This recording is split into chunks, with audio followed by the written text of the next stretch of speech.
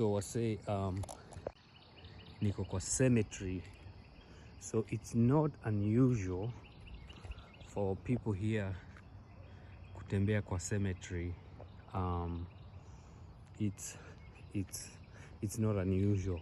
Wase wanakujanga kubanga is kwa cemetery, but I have a story. I have a story to tell you. One time, the church that I talk about, there was a cemetery behind that church. Yeah, alafu the crazy thing is like some of the people wenye wamezikwa hapa ni wa 1800s, so think about that. Na some of them they range from miaka 23, 20, like wengi wao hawakuishi maisha mob sana. So ile church nilikuwa naishi, so the first time nilikaanga huko, I had an experience. Ilikuwa kwa mwenda wazimu juu most churches huku they have a cemetery behind the church kwenye the members get buried. Juu you don't bury people behind your houses ama your plot of lands. This wako very strict. So the first night nililalanga huko juu nilijuanga kuna cemetery, so on top of the roof kulikuwa kuna branch, and I did not know this, but usiku wa manane around 2 mi nilikuwa nimelala, mi nasikia vibration juu the roof it's made of plywood. This is the information nilijuanga before juu the time I was experiencing this wase, mimi nilikuwa nimeshatoka na boxer bila shati, nimeingia ndani ya gari na nimefunga mshipi na naendesha gari. 2 am, hakuna mtu kwa barabara. My thought was what's gonna happen polisi wakinisimamisha usiku juu at 2 am is very sketchy.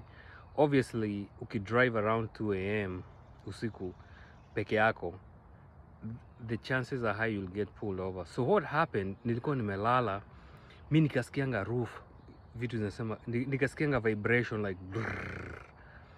So my first reaction juu behind the church kulikuwa na cemetery, mimi nikajuanga wamenikujia. Wase nakuambianga like nilishindango kutoka kwa bed, like nilishikangwa na paralysis kiasi.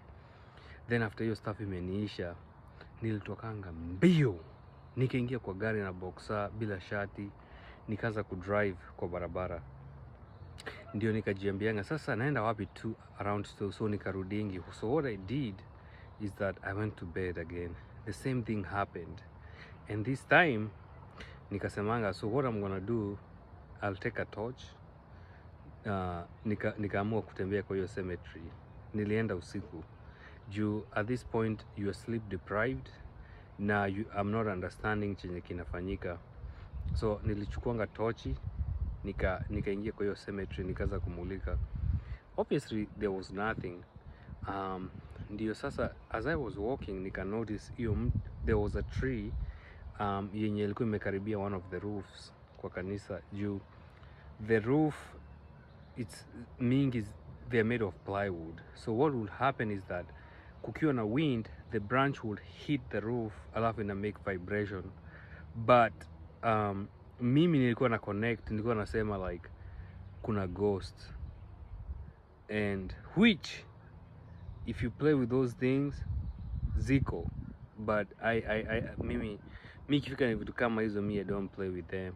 So nilikuja kugundua that it was the tree, but nakwambia hiyo usiku nilikaanga macho juu nilikuwa najiuliza for a whole like for the rest of the time yenye nilikuwa naishi huko, nilikuwa najiuliza like that one night like ilibidingi nimeelewa juu mi the second day nilikuwa nitoke hiyo hao juu because of the nilikuwa kuna fear of